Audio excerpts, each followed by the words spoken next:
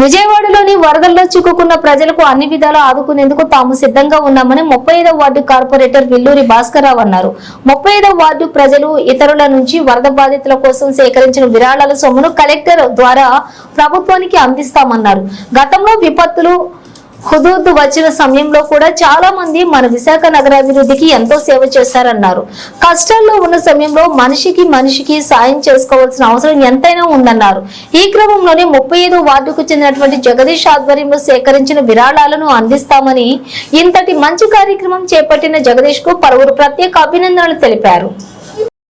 నమస్కారం తెలుపుతూ విశాఖపట్నం వస్తుందని రేజ్ అవుతుందని విశాఖపట్నం ఎప్పుడు కూడా ఆపదలో ఉన్న వాళ్ళకి ఎవరికైనా సరే ఆపణ హస్తం అందించడంలో ఎప్పుడు కూడా ముందుంటా ఉన్నది. ఎందుకంటే ప్రకృతి వైపరీత్యం మన జరిగిన ఈ విజయవాడ ఫ్లడ్స్ ఏవైతే ఉన్నాయో వాటన్నిటికీ కూడా అందరం కూడా బాధపడుతూ ఉన్నాం. ప్రతి ఒక్కరు కూడా హ్యూమానిటీతో ఉన్న వాళ్ళు అందరం కూడా ఇటువంటి ప్రకృతి వైపరీత్యం అన్నది ఎవరికి కూడా రాకూడదు. వచ్చినప్పుడు మాత్రం హ్యూమానిటీతో ప్రతి ఒక్కరు కూడా మనిషికి సహాయం చేయాలనే ఒక గొప్ప ఆలోచనతో తమ్ముడు మా జగదీష్ వారి మిత్రబృందం అందరూ కూడా మా 35వ వార్డులో ప్రతి ఒక్కరు కూడా ఫ్లడ్స్ కోసం అమౌంట్ కలెక్ట్ చేయడం జరిగింది.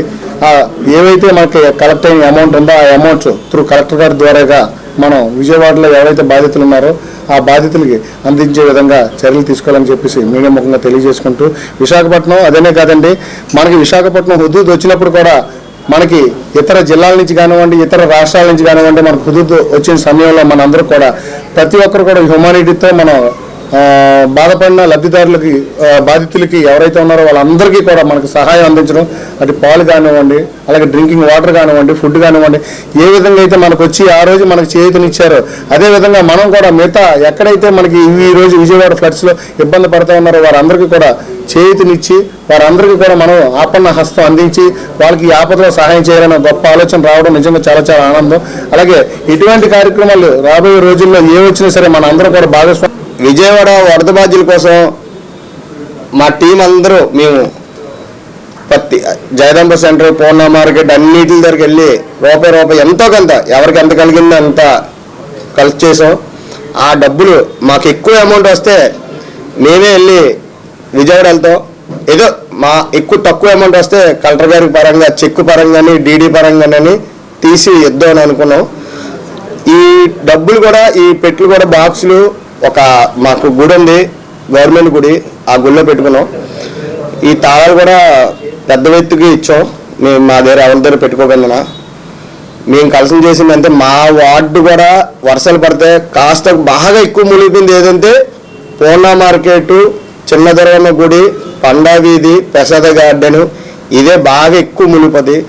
మేము ఇది తుఫాన్లు ఎంతో ఇబ్బందులు పడ్డం చూసాం. ఈరోజు మాకంత ఎక్కువ విజయవాడ అసలు ఇంకా రూపురేఖలు లేకుండా పోయింది విజయవాడ అనేది. అక్కడ చూసే కష్టాలు మాలా చాలా ఎక్కువ మంది చేస్తున్నారు. అందరూ ఇన్స్టాలని వాటిల్లోనే పెట్టుకొని చేస్తున్నారు. మాకేంటంటే అంత తెలియదు. నాకు ఎక్కువ చదువుకోలేదు, నేను కొద్దిగా చదువుకుని నాకేదో తెలిసినట్టు నేను చేసుకుని వచ్చాను ముందుకి.